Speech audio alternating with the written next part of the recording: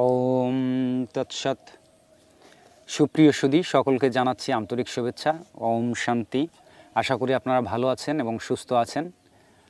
প্রতি সপ্তাহের ন্যায় এ সপ্তাহের বিষয়ভিত্তিক সনাতন ধর্মীয় আলোচনামূলক অনুষ্ঠান জ্ঞান গঙ্গায় আপনাদেরকে অবগাহন করার জন্য স্বাগত জানাচ্ছি।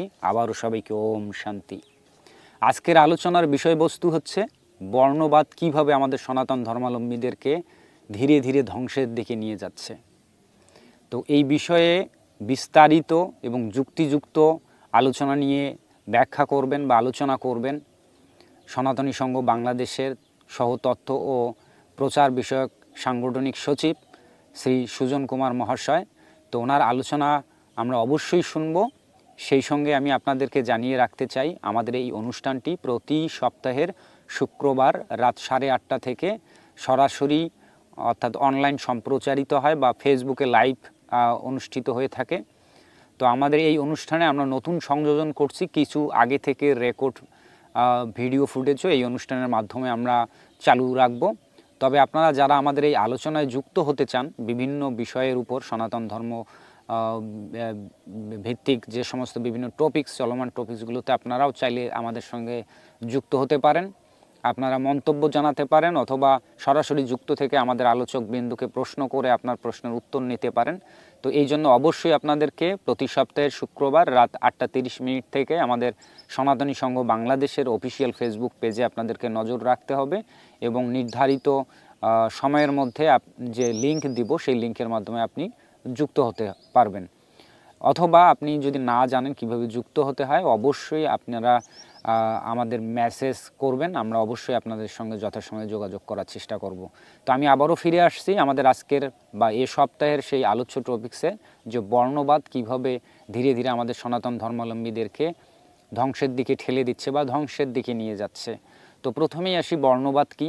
বর্ণবাদ বলতে আমরা স্বাভাবিকভাবে যে বিষয়গুলো সম্পর্কে জানি বা যেগুলো সাধারণ মানুষ আমরা যে বিষয়টি বুঝি বর্ণবাদ সম্পর্কে, সেটা হচ্ছে যেমন স্বাভাবিকভাবে খেয়াল করবেন যে ব্রাহ্মণের সঙ্গে ক্ষত্রিয়ের বিয়ে হয় না, তারপরে দেখবেন যে মুসির সঙ্গে ক্ষত্রিয়ের বিয়ে হয় না, বা সাহার সঙ্গে ব্রাহ্মণের বিয়ে হয় না। শুধু বিয়ে প্রাসঙ্গিক না, বিয়েটা যদিও গুরুত্বপূর্ণ, কারণ এই বিয়ের নিয়েই বেশি সমস্যাটা তৈরি হয়। এছাড়াও বিভিন্ন সমাজে সামাজিকভাবে বিভিন্ন পূজা পার্বণ অনুষ্ঠানগুলোতে যদি নিচু বর্ণের কেউ আসে, সে যদি এসে যদি কি বলে আমরা পাক শাকের কাজ বা প্রসাদ প্রস্তুত বা যেটাকে রন্ধনশালায় নিচু জাতের লোকদেরকে অ্যালাউ করা হয় না। অনেক সময় একই সঙ্গে অনেকজন বসে যে আমরা খাবার খাই, সেখানেও যদি নিচু বর্ণের লোক বসে, অনেক সময় এটা নিয়েও সমাজে আপত্তি দেখা যায় যে অনুষ্ঠানকর্তা, অনেক সময় অনুষ্ঠানকর্তাকেই একঘরে করে রাখা হয়। হ্যাঁ, এবং যদি তাদেরকে নিমন্ত্রণ করা হয় সেক্ষেত্রেও একঘরে করে রাখা হয়। বিভিন্নভাবে সামাজিকভাবে বিভিন্ন যারা বিশেষ করে নিচু বর্ণের তাদেরকে আমরা শোষণ করেছি, নিষ্পেষিত করেছি, বিভিন্নভাবে তাদেরকে আমাদের মূল যে সমাজ থেকে তাদেরকে দূরে রাখার চেষ্টা করেছি, অবজ্ঞা করেছি। তো এর ফলে যেটা হয়েছে, ক্রমাগতভাবে এই নিচু বর্ণের যারা সনাতন ধর্মের তারা কিন্তু ডে বাই ডে ধর্মান্তরিত হয়েছে। আপনারা এটা জেনে থাকবেন যে ভারতীয় উপমহাদেশ, শুধু ভারত বা ইন্ডিয়া কিন্তু না, আজ থেকে মাত্র কয়েক বছর আগে, 100 বছরও হয়নি, তাতেই 1947 সালে যদি ধরি, তখনও তো একটা ভারত উপমহাদেশের সীমানা ছিল, বাংলাদেশ, পাকিস্তান এবং ভারত, তাই না? কিন্তু এরও আগে ভারতীয় উপমহাদেশ বলতে আমরা যদি ধরি, সে আফগানিস্তান থেকে শুরু করে ইন্দোনেশিয়া, এই অঞ্চলগুলো পুরোটাই কিন্তু ভারতীয় উপমহাদেশের আন্ডারে ছিল। তো এই জায়গাগুলোতে কিন্তু সম্পূর্ণরূপে সনাতন ধর্মাবলম্বী ছিল। কিন্তু এখন যদি আপনারা সংখ্যার বিচারে বলেন বা যার বিচারেই বলেন না কেন, দেখবেন যে ক্রমশ হিন্দুর সংখ্যা কমে গিয়েছে এবং অন্যান্য সম্প্রদায়, অন্যান্য ধর্মের কিন্তু বিস্তার এখানে ঘটেছে। তো সেই সমস্ত বিস্তারগুলো বিভিন্ন সময় বিভিন্ন দার্শনিক এসেছেন বিভিন্ন ধর্মের, তারা এসে বা ইনফ্লুয়েন্স করেছে, তাদের ইনফ্লুয়েন্সেই যে ধর্মান্তরিত হয়েছে এমনটা কিন্তু না। এর পাশাপাশি আমাদের নিজস্ব অনেকগুলো ভুল রয়েছে। তার মধ্যে চরম লেভেলের আমাদের যে ভুল, সেটি হচ্ছে ওই বর্ণবাদ, এবং বর্ণবাদের ভুল ব্যাখ্যার কারণেই এই বিভাজনগুলো হয়েছে।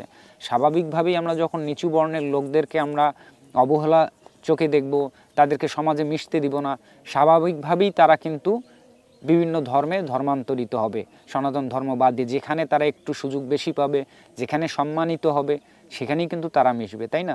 তো যাই হোক, এই জিনিসটা আমাদের সনাতনী সংঘ বাংলাদেশ যেদিন থেকে বুঝতে শুরু করেছে সেদিন থেকেই এর সঠিক ব্যাখ্যার মাধ্যমে আমরা এই বর্ণবাদ প্রথাকে, যে প্রচলিত যে প্রথা, এটাকে বিলুপ্তি করে আমরা সঠিক বর্ণবাদের যে সঠিক ব্যাখ্যা সেই অনুযায়ী চলার চেষ্টা করেছি।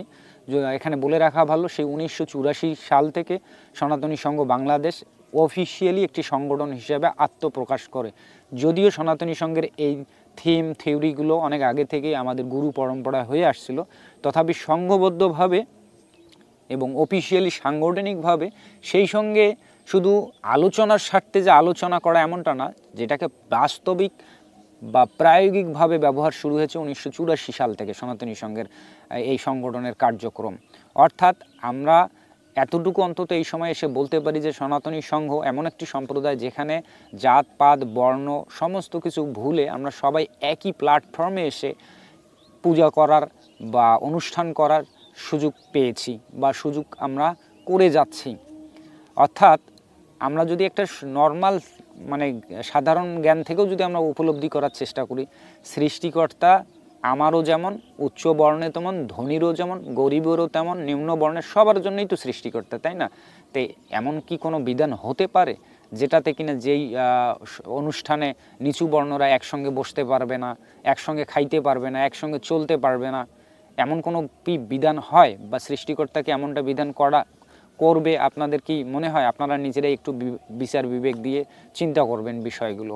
তথাপি আমি এখানে সংক্ষিপ্তভাবে একটু বলতে চাই যে বর্ণবাদ সম্পর্কে যতটুকু আমরা জানি বা বর্ণ সম্পর্কে সনাতন ধর্মাবলম্বীদের যে মূল যে বিষয় রয়েছে অনেকগুলো, যেমন দশবিধ সংস্কার, বর্ণ, তারপর আশ্রম, অনেক, তার মধ্যে আমরা কিন্তু আলোচনা করতে চাচ্ছি আজকে বর্ণ নিয়ে। তো বর্ণ সম্পর্কে বিভিন্ন শাস্ত্রে যতটুকু আমার ক্ষুদ্র উপলব্ধি থেকে জানার সুযোগ হয়েছে, বর্ণ হচ্ছে 4 প্রকার, যেমন হচ্ছে ব্রাহ্মণ, ক্ষত্রিয়, বৈশ্য, শূদ্র। তো এটা কিভাবে হবে এবং এইটার প্রকৃত অর্থ কী, এগুলো সবগুলো আমরা মূল আলোচকের কাছ থেকে শুনব। আমি এই বিষয়ে আলোচনা করতে চাচ্ছি না, জাস্ট প্রারম্ভিক কিছু কথা বলে নিলাম। তো আশা করি আপনারা অনুষ্ঠানের শুরু থেকে শেষ পর্যন্ত আলোচক মহাশয়ের আলোচনা মন দিয়ে শুনবেন এবং এটা কিভাবে আমাদের সমাজে ধ্বংসের দিকে নিয়ে যাচ্ছে এবং এখান থেকে উত্তরণের কি কি উপায় হতে পারে সেই সব বিষয়ে আলোচনা করার জন্য আমি আবারও আমাদের আজকের মূল আলোচক শ্রী সুজন কুমার মহাশয়কে অনুরোধ জানাচ্ছি। সাথেই থাকবেন আপনারা। ওম তৎসৎ। সম্মানিত সুধীবৃন্দ, সকলকে জানাই আমার পক্ষ থেকে আন্তরিক শুভেচ্ছা এবং অভিনন্দন। ওম শান্তি। আশা করি সকলেই ভালো আছেন। সুধীবৃন্দ, প্রথমে শুরু করতে চাই ভগবানের নামে, যেখানে একটি শ্লোকে ভগবান শ্রীকৃষ্ণের যে বাণী, অমৃত বাণী, 700 শ্লোক, যার মঙ্গলাচরণ একটি শ্লোক বলা হয়েছে, পঙ্গুং লঙ্ঘয়াতি গিরিম যৎকৃপতমহং বন্দে পরমানন্দ মুখং করতি বাচালং পঙ্গুং লঙ্ঘয়াতি গিরিম যৎকৃপতমহং বন্দে পরমানন্দ মাধবম। যাহার অশেষ কৃপায় পঙ্গু গিরিপর্বত অতিক্রম করিতে পারে, যাহার অশেষ কৃপায় মূর্খ অর্থাৎ যার মুখে বোবা বধির যে কথা বলতে পারে না, সেও বাচালের মতো কথা বলতে পারে, সেই পরমানন্দ মাধবকে স্মরণ করে শুরু করছি। সুধীবৃন্দ, আজকে আমার বন্ধুবর কানাইলাল যে বিষয়টি সম্বন্ধে আলোচনা করার কথা বলেছেন, সনাতন ধর্ম অবলম্বীদের মধ্যে এই আলোচনাটি সবচাইতে গুরুত্বপূর্ণ একটি বিষয়। যদিও বা আমরা আজকে এমন একটা সময়ে এসেছি যে সময়টা প্রযুক্তি এতটা উন্নতি সাধন করেছে যে আমরা চাইলে প্রযুক্তির মাধ্যমে আজকে অনেক কিছু হাতের নাগালে পেতে পারি, কিন্তু এখনও এমন উচ্চ মননশীল সমাজের অর্থাৎ সনাতন ধর্ম অবলম্বী হিসেবে উচ্চ মননশীল সমাজের লোক হয়েও এখনও সনাতন ধর্ম অবলম্বীদেরকে কুড়ে কুড়ে খাচ্ছে একটি বিধি ব্যবস্থা, যার নাম বর্ণবাদ। সুধীবৃন্দ, এই বিষয়ে আলোচনা করার আগে বলতে চাই, এই বর্ণপ্রথা বা বর্ণবাদ যেভাবে সনাতন ধর্মাবলম্বীদের মধ্যে প্রবেশ করেছিল, তা ছিল মানুষকে সুমহান মানুষ হিসেবে পরিচিত করার বা মানুষকে সুমহান মর্যাদায় পরিচিত করানোর একটি বিধি ব্যবস্থা। কিন্তু কালক্রমে এই বিধি ব্যবস্থা সমাজ থেকে লুপ্ত হয়ে জন্মগত অর্থাৎ ব্রাহ্মণের ছেলে ব্রাহ্মণ, ক্ষত্রিয়ের ছেলে ক্ষত্রিয়, বৈশ্যের ছেলে বৈশ্য, এই বিধি ব্যবস্থায় এসে পৌঁছেছে। আজকে আমরা দেখি সমাজে অনেক শূদ্র, অধপতিত জাতিদের মধ্যেও অনেক মানুষ, উচ্চ মননশীল, উচ্চ জ্ঞানী বিজ্ঞানী মানুষ বের হচ্ছেন, তারা সমাজে প্রতিষ্ঠা পাচ্ছেন। কিন্তু আমাদের সমাজ এখনও সেই ভঙ্গুর, সেই ফেলে দেওয়া একটা বিধি ব্যবস্থার মধ্যে এখনও আঁকড়ে ধরে আছেন। এখনও আমাদের পূজা পার্বণ আদি, এখনও আমাদের সামাজিক কৃষ্টিকর্ম আদি এখনও ব্রাহ্মণ ছাড়া, অর্থাৎ যে সমস্ত ভণ্ড, যে সমস্ত স্বার্থন্বেষী মানুষ এখনও আমাদের যে বিধি ব্যবস্থাটা কি ধরে আছে, অর্থাৎ ব্রাহ্মণের ছেলে ব্রাহ্মণ, আমরা হিন্দুগণ আজকের এই সমাজে এসেও সেই ব্যবস্থাটাকেই সাপোর্ট করতেছি। সুধীবৃন্দ, এ আমার মনের দুঃখের কথা, কিন্তু আলোচনা করা প্রয়োজন, আমাদেরকে জানার প্রয়োজন, সকলের মধ্যে এই বিষয়ে আলোচনা করা প্রয়োজন। এই বর্ণবাদ বা বর্ণ ব্যবস্থাটা সনাতন ধর্মে কিভাবে এসেছে। সুধীবৃন্দ, সনাতন ধর্মের যদি প্রামাণ্য দলিল বলি বা প্রামাণ্য গ্রন্থ বলি, সবচাইতে প্রাচীনতম যে গ্রন্থ সেগুলো হলো বেদ, এবং বেদের মধ্যে হলো সংহিতা অংশ। এই সংহিতা অংশগুলো আবার বেদের মধ্যে সবচাইতে প্রাচীনতম বেদ হচ্ছে ঋগ্বেদ সংহিতা। সুধীবৃন্দ, ঋগ্বেদ সংহিতায় অনেকগুলো মণ্ডল রয়েছে। তার মধ্যে আমি স্পষ্টতভাবে একজন সাধারণ হিন্দু হিসেবে এটা বলতে চাই যে স্পষ্টতভাবে প্রথম থেকে নবম মণ্ডল পর্যন্ত যেখানে যে বর্ণবাদের কথা বলা আছে, সেখানে শুধুমাত্র যে কর্মের ভিত্তিতে, মানুষের কর্মটাকে পেশার ভিত্তিতে বর্ণের ব্যবস্থা দেওয়া হয়েছিল। এক্ষেত্রে আমরা দেখি নবম মণ্ডলের বিভিন্ন সূক্তের বিভিন্ন মন্ত্রে বলা আছে যে একই পরিবারের কেউ ব্রাহ্মণ, কেউ বৈশ্য, কেউ শূদ্র। আমরা দেখি যে ঋষি বলতেছেন নবম মণ্ডলে গিয়ে, দেখো, ইন্দ্রদেবকে উল্লেখ করে বলতেছেন, দেখো আমি সূক্তকার, অর্থাৎ আমি বেদের মন্ত্রের প্রণতা, আমার কন্যা প্রস্তরের উপর জব ভর্জনকারিণী, অর্থাৎ ধান, গম, ভুট্টা ইত্যাদি প্রস্তরের উপর ভেঙে তিনি সে সময় এটা সমাজে বিক্রি করে, হাটবাজারে বিক্রি করে নিজের জীবিকা নির্বাহ করতেন। এবং সেই শ্লোকেই বলা হয়েছে যে দেখো আমার ছেলে চিকিৎসক, অর্থাৎ শূদ্র। সুধীবৃন্দ, সেই বিধি ব্যবস্থা বহু কালক্রমে কিভাবে পরিবর্তন হলো, যেভাবে পরিবর্তন হয়েছে আমরা ইতিহাস ঘাটলে, প্রত্নতত্ত্ব ঘাটলে, ব্যাখ্যা বিশ্লেষণ করলে, লেখাপড়া করলে এতটুকু পাই যে এটা কালক্রমে ঋগ্বেদ সংহিতা এসেছে খ্রিস্টীয় পূর্ব 1500 থেকে 1000 শতাব্দীতে, অর্থাৎ যীশু খ্রিস্টের জন্মের 1500 বছর পূর্বে। এটার মানে ঋগ্বেদের রচনাকালটাকে যদি ধরা হয় 1500 কাল থেকে, ঋগ্বেদ খ্রিস্টপূর্ব 1500 থেকে 1000 কাল, এটা ঐতিহাসিকরা বলে থাকেন। সেখানে গিয়ে আমরা পাই অনেক ঐতিহাসিকদের মতে এখন এই যে ব্রাহ্মণের ছেলে ব্রাহ্মণ কিভাবে আসলো, এই কালক্রমে এই বিধি ব্যবস্থাটা ধীরে ধীরে পর্যায়ক্রমে পর্যবেসিত হতে হতে আমরা দেখি ঋগ্বেদের দশম মণ্ডলের পুরুষ সূক্তে এখানে এসে অনেকেই বলে থাকেন, অনেক প্রত্নতাত্ত্বিক, গণক, ভাষাতাত্ত্বিকরা বলে থাকেন যে এই পুরুষ সূক্তটা পরে রচিত হয়েছিল। যাক, সেটা তাদের ব্যাপার, তারা ডিসাইড করবেন। কিন্তু পুরুষ সূক্তে এসে আমরা দেখি যে ব্রহ্মার মস্তিষ্ক থেকে ব্রাহ্মণের জন্ম, বাহু থেকে ক্ষত্রিয়ের, উড়ু থেকে বৈশ্যের এবং পথ থেকে শূদ্রের জন্ম হলো। এই বিধি ব্যবস্থাগুলোকে এইরকম কিছু কিছু শ্লোক নিয়ে এসে মনুসংহিতায় সংকলিত করে। এই মনুসংহিতা যখন এসেছে তখন, অর্থাৎ গুপ্ত যুগের সময়, অনেক ঐতিহাসিক বলেন যে মনুসংহিতা এই সময় রচনা হয়েছিল, অর্থাৎ চন্দ্রগুপ্ত মৌর্য যে গুপ্ত সাম্রাজ্য প্রতিষ্ঠা করেছিল ভারতবর্ষে, প্রথম অখণ্ড হিন্দু সাম্রাজ্য, সেই সময়ে এসে অনেক ব্রাহ্মণরা নিজেদের স্বার্থ চরিতার্থ করার জন্য অনেক ব্রাহ্মণ গ্রন্থ, যেমন মনুসংহিতা থেকে বিভিন্ন গ্রন্থ সংকলিত করে সেখানে ব্রাহ্মণের ছেলে ব্রাহ্মণ, ক্ষত্রিয়ের ছেলে ক্ষত্রিয়, শূদ্রের ছেলে শূদ্র, এই বিধি ব্যবস্থাটাকে পাকাপোক্ত করে গেছেন।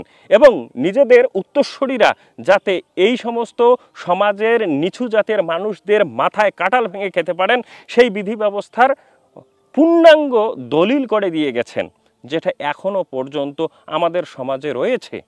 আর আমরা এখনকার শিক্ষিত সমাজের হিন্দুরা এখনও সেই বিধি ব্যবস্থাকে ধরে পড়ে রয়েছি। কেন?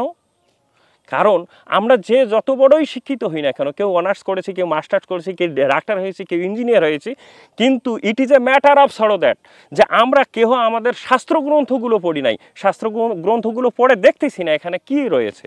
এমন একটি মহান ধর্ম যা সভ্যতার শুরু থেকে শুরু করে আজকে বিজ্ঞানের যখন চরম শিহরে পৌঁছেছে আমাদের ধর্ম, তখনও পৃথিবীর বুকে টিকে আছে, তখনও পৃথিবীর মানুষদেরকে শান্তির বার্তা, কল্যাণের বার্তা দিয়ে যাচ্ছে, তখনও কেন আমরা এই রকম কুৎসিত বিধি ব্যবস্থাগুলো আমাদের সমাজে প্রচলন করব?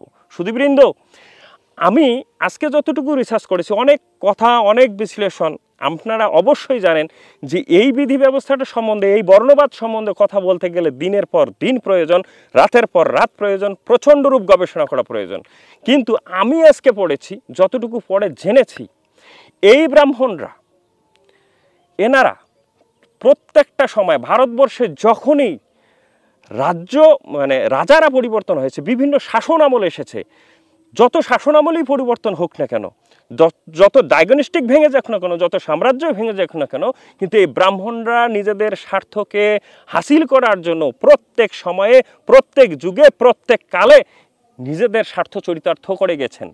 এক্ষেত্রে যদি ধরি, যেহেতু চন্দ্রগুপ্ত মৌর্য পণ্ডিত চাণক্যের শিষ্য ছিলেন এবং চাণক্য একজন ব্রাহ্মণ ছিলেন, এই চাণক্যের বদৌলতে, যিনি একজন মহাপণ্ডিত, আমাদের অর্থশাস্ত্রের প্রবক্তা বা অর্থশাস্ত্রের প্রণেতা, যার হাত ধরে আজকে আধুনিক অর্থনীতি আজকের যুগে এতটুকু উন্নতি সাধন করেছে, যে অর্থনীতির সূত্রপাত হয়েছিল চাণক্যের হাত ধরে, তিনি যেহেতু ব্রাহ্মণ ছিলেন, পরবর্তী দেখা যায় গুপ্ত যুগে ব্রাহ্মণদের আধিপত্য, হয়তোবা চাণক্যের পরামর্শক্রমেই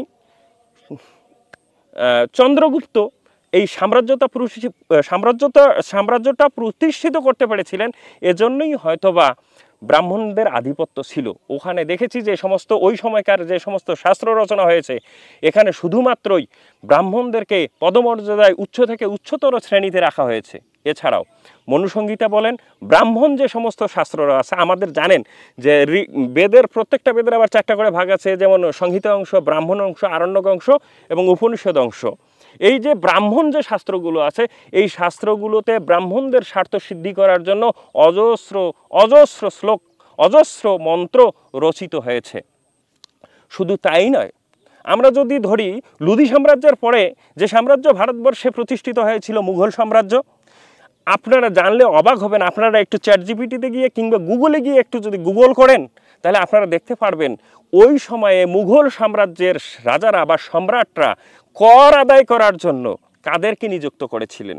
কর আদায় করার জন্য নিযুক্ত করেছিলেন এই সমস্ত ব্রাহ্মণদেরকে, কপটদেরকে, যারা অতিরিক্ত খাজনা আদায় করে মুঘলদেরকে দিত এবং নিজেদের স্বার্থ চরিতার্থ করত। শুধু মুঘল সাম্রাজ্য? আমরা যদি পরে দেখি, আমরা তো বললাম যে তার আগে যে সেন আমল ছিল, হিন্দু যে রাজারা ছিল, তার আমলেও ব্রাহ্মণরা রাজাদের চাইতেও বেশি সুযোগ সুবিধা ভোগ করতেন। ইতিহাস ঘাটলে আমরা এই সমস্ত পাই। সুধীবৃন্দ, তাছাড়াও এবং সর্বশেষ যদি ধরি, এই তো যখন ভারত স্বাধীন হয়েছে 1947-এর আগে, যখন ব্রিটিশ সাম্রাজ্য ভারতবর্ষে ছিল, সে সময়ও ব্রাহ্মণরা এইখানকার বড় বড় কর্মচারী, বড় বড় বিভিন্ন ধরনের জায়গায় তারা প্রতিষ্ঠিত ছিল এবং সাধারণ হিন্দুদেরকে নির্যাতন করে আমরা জানি লর্ড ক্লাইভ প্রচুর পরিমাণ সোনা দানা অর্থ সম্পত্তি ব্রিটিশে নিয়ে গিয়েছিলেন। ভারতের সেই কোহিনূর হীরা সেটাও নিয়ে গিয়েছিলেন। এক্ষেত্রে এই লুণ্ঠনের ক্ষেত্রে, এই সাহায্যের ক্ষেত্রে অগ্রণী ভূমিকা পালন করেছিল এই ব্রাহ্মণরা। সুধীবৃন্দ, এটাই নয়, শুধু এই সমস্ত কিছুর প্রতিবাদ হয়েছে, অসংখ্য এই নির্যাতনের প্রতিবাদ হয়েছে। প্রতিবাদের ক্ষেত্রে আমি দেখি আমার পৈতৃক পরিচয় যদি ধরি, আমি সেটাকে বাদ দিতে পারি না। যদিও আমি বর্ণবাদকে ঘৃণা করি, বর্ণবাদকে নিজের মধ্যে প্রশ্রয় দিই না, কিন্তু আমি অস্বীকার করতে পারি না যে আমি একজনের ঔরসজাত সন্তান। আমার পিতা রঘুনাথ রায়, তার পিতা, আমি যদি দেখি যে তার পিতার পিতা, তাদের টাইটেল কিন্তু দাস ছিল। এই বর্ণবাদের ধাক্কা থেকে রক্ষা করার জন্য রায় সাহেব পঞ্চন অনেকদিন আন্দোলন করে আমাদের পূর্বপুরুষ এনে দিয়েছিল ক্ষত্রিয় জাতির ক্ষমতা বা ক্ষত্রিয় জাতির অধিকার। এইটা করতে গিয়ে রায় সাহেব পঞ্চাননকে অনেক সংগ্রাম করতে হয়েছিল। সেই সমস্ত আজকে যারা রায় বর্মণ রাখে আমাদের সনাতন ধর্ম অবলম্বীদের মধ্যে, তারাও কেন জানি আজকে বেয়াক্কেলের মতো, মূর্খের মতো, অবধের মতো এই সমস্ত ব্রাহ্মণদেরকে প্রাধান্য দিচ্ছেন। যেখানে তার রায় সাহেব পঞ্চানন আজকে যারা রায় বর্মণ লেখেন, এর যে রায় বর্মণ লিখতে পেরেছেন যার সুবাদে, তার আন্দোলনটাই ছিল এই ব্রাহ্মণদের বিরুদ্ধে। সুধীবৃন্দ, এ সমস্ত অসংখ্য কথা রয়েছে, আপনারা যদি চান আমরা পয়েন্ট আউট করে দিতে পারবো। এছাড়াও আমি সুধীবৃন্দ আজকে অনেক কথা বললাম, যে শুধু আমি একটা করে হিন্টস দিলাম তাহলে এখনকার সময়ে এখনকার এই বিধি ব্যবস্থায় আমরা হিন্দুরা কি করব। এটা একটি বড় প্রশ্ন। খুব সংক্ষেপে এই সম্বন্ধে সলিউশনমূলক 2-4টি কথা বলে যাই। সুধীবৃন্দ, আপনারা আসেন, আমরা সকলে মিলে গীতাকে আশ্রয় করি। শ্রীমদ্ ভগবদ্ গীতায় বলা হয়েছে, 4th অধ্যায়ে ভগবান শ্রীকৃষ্ণ বলেছেন, চতুর্বর্ণং মায়া সৃষ্টং গুণকর্ম বিভাগাসহা তস্য কর্তারামপি মাম বিদ্ধি অকর্তারাম অব্যয়ম। আমি গুণ এবং কর্মের বিভাগ অনুসারে 4 বর্ণ সৃষ্টি করেছি। কি গুণ এবং কি কর্ম, সেই সম্বন্ধে ভগবান শ্রীকৃষ্ণ অষ্টাদশ অধ্যায়ের 42, 43 এবং 44 নম্বর শ্লোকে বলেছেন। 42 নম্বর শ্লোকে বলেছেন, সম দম তপ শৌচং শান্তির আর্জবমেবচ স্নানং বিজ্ঞানম আস্তিক্য ব্রহ্মকর্ম স্বভাবজম। অর্থাৎ সম দম শৌচ, শান্তি, সরলতা, জ্ঞান, বিজ্ঞান, আস্তিক্য, এইগুলি ব্রাহ্মণের স্বভাবজাত কর্ম।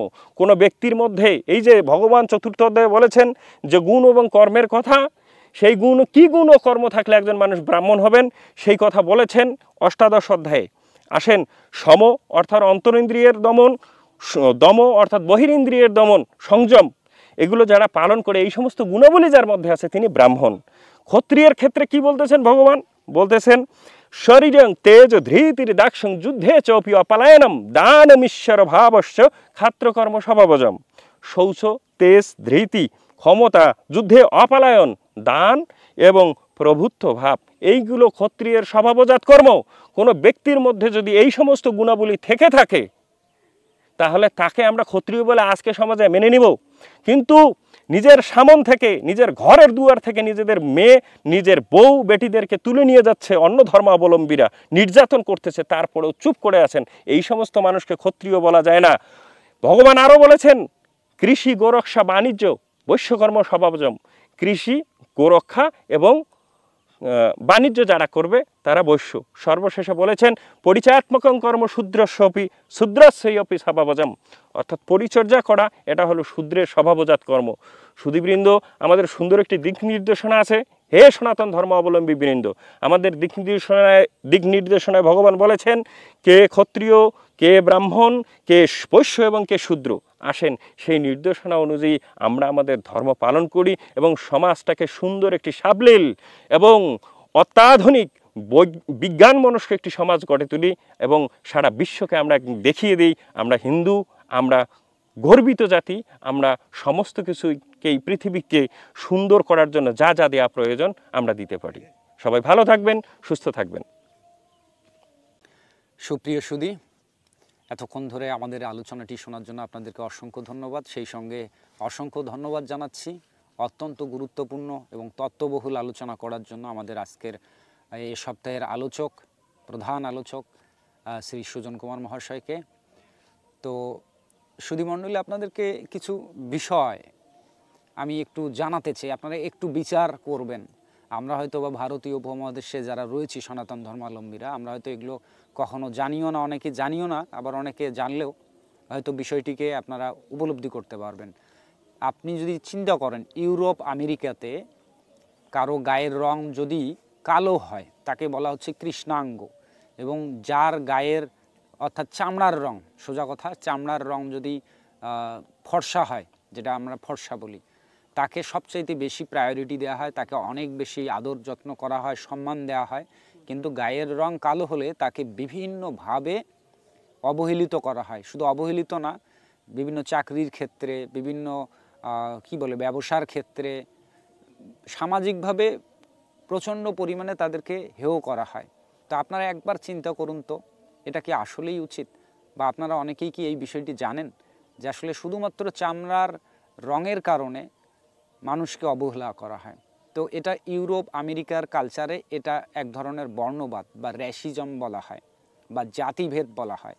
তো হয়তোবা আমরা ভারতীয় উপমহাদেশে এই ধরনের বর্ণবাদ বা জাতিভেদ নাই, তবে এখানে যে জাতিভেদ এটা আরও ভয়ঙ্কর।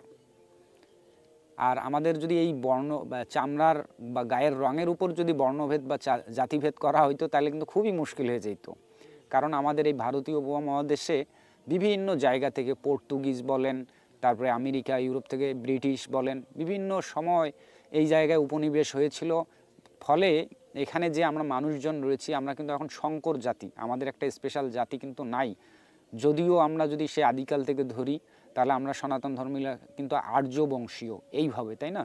তো যাই হোক, এখানে যে ভয়ঙ্কর বিষয়টি এতক্ষণ আলোচনায় উঠে এসেছে যে আসলে আমরা প্রচলিত যে ব্যবস্থাগুলোতে আমরা মনে করি যে ব্রাহ্মণের ছেলেই ব্রাহ্মণ, ক্ষত্রিয়ের ছেলে ক্ষত্রিয়, শূদ্রের ছেলে শূদ্র, এভাবে আমরা বর্ণ বা জাতিকে ভাগ করে ফেলেছি। তো এটা একদমই উচিত নয়। আমরা যদি, যেহেতু একবার আলোচনা করেছেন আলোচক মহাশয়, তথাপি আমি ওই বিষয়টিকে আরও একটু মনে করিয়ে দিতে চাই আপনাদেরকে। শ্রীমদ্ ভগবদ্ গীতায় ভগবান শ্রীকৃষ্ণ যে বাণীটি বলেছেন, চাতুর্বর্ণং ময়া সৃষ্টং গুণ কর্ম বিভাগস্যায়ঃ তস্য কর্তারম অপি মাম বিদ্ধ কর্তার অব্যয়ম। তো যাই হোক, এই শ্লোকে যেটি বলেছেন ভগবান শ্রীকৃষ্ণ শ্রীমদ্ ভগবদ্ গীতায় এই শ্লোকের মাধ্যমে বা এই বাণীর মাধ্যমে যিনি স্পষ্ট করে বলেছেন যে সমাজে আমি চারিবর্ণ সৃষ্টি করেছি, ব্রাহ্মণ, ক্ষত্রিয়, বৈশ্য, শূদ্র, কিন্তু এটি গায়ের রং বা জন্মগতভাবে তিনি ভাগ করেননি। এটি ভাগ করেছেন গুণ এবং কর্মের দ্বারা। গুণ বলতে আমরা কি বুঝি?